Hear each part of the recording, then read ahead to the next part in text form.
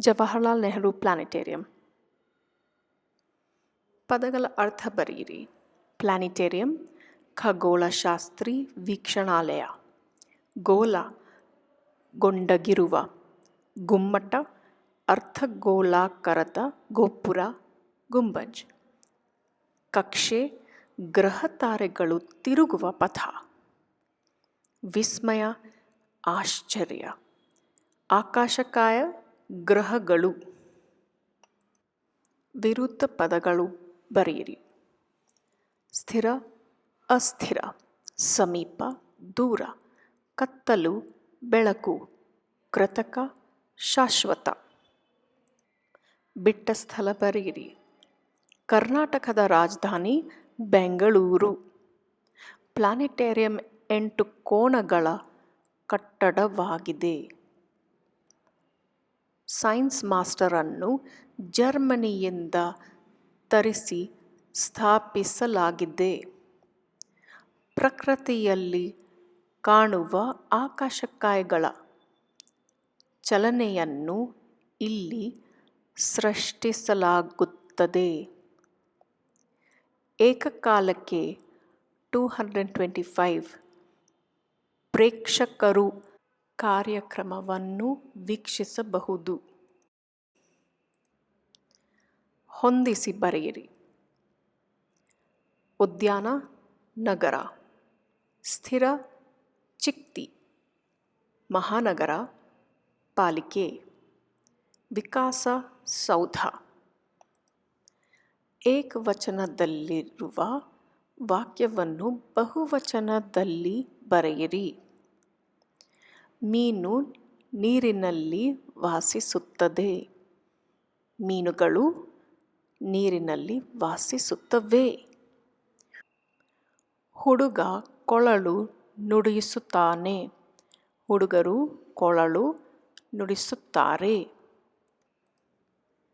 ಪುಸ್ತಕ ಮೇಜಿನ ಮೇಲಿದೆ. ಪುಸ್ತಕಗಳು ಮೇಜಿನ ಮೇಲಿವೆ. ಆಕಾಶದಲ್ಲಿ ನಕ್ಷತ್ರ ಮಿನುಗುತ್ತದೆ. ಆಕಾಶದಲ್ಲಿ ನಕ್ಷತ್ರಗಳು ಮಿನುಗುತ್ತವೆ. ಒಂದೊಂದು ವಾಕ್ಯದಲ್ಲಿ ಉತ್ತರಿಸಿರಿ.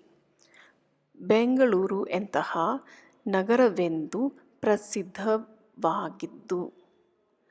ಬೆಂಗಳೂರು ಉದ್ಯಾನ ನಗರವೆಂದು ಪ್ರಸಿದ್ಧವಾಗಿತ್ತು. ಜವಾಹರ್ಲಾಲ್ ನೆಹರು ಪ್ಲಾನೆಟೇರಿಯಂ ಯಾವಾಗ ನಿರ್ಮಾಣವಾಯಿತು? 1989ರಲ್ಲಿ ಜವಾಹರ್ಲಾಲ್ ನೆಹರು ಪ್ಲಾನೆಟೇರಿಯಂ ನಿರ್ಮಾಣವಾಯಿತು. ತಾರಾಲಯದ ಹೃದಯ ಭಾಗ ಯಾವುದು? ತಾರಾಲಯದ ಹೃದಯ ಭಾಗ ಸ್ಕೈ ಥಿಯೇಟರ್. ವೀಕ್ಷಕ ವಿವರಣೆಯನ್ನು ಯಾವ ಯಾವ ಭಾಷೆಗಳಲ್ಲಿ ನೀಡಲಾಗುತ್ತದೆ? ವೀಕ್ಷಕ ವಿವರಣೆಯನ್ನು ಕನ್ನಡ ಹಾಗೂ ಇಂಗ್ಲಿಷ್ ಭಾಷೆಗಳಲ್ಲಿ ನೀಡಲಾಗುತ್ತದೆ.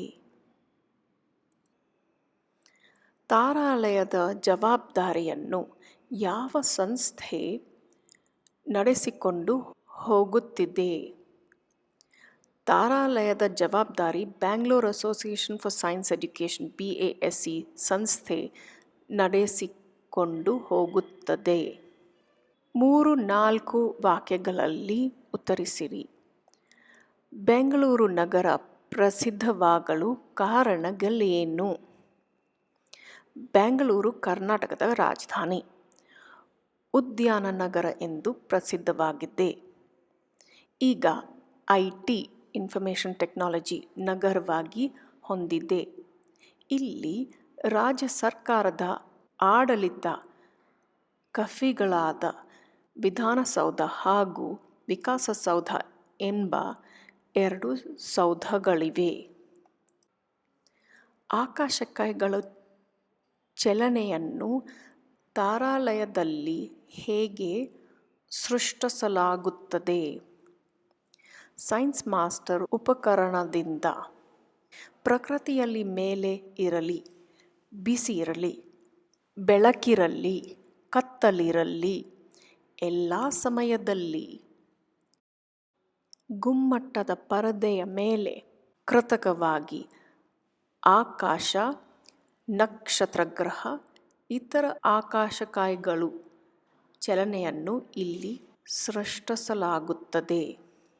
ಖಗೋಳಶಾಸ್ತ್ರಕ್ಕೆ ಸಂಬಂಧಿಸಿದ ಯಾವ ಪ್ರಶ್ನೆಗಳಿಗೆ ತಾರಾಲಯದಲ್ಲಿ ಉತ್ತರ ದೊರೆಯುತ್ತದೆ?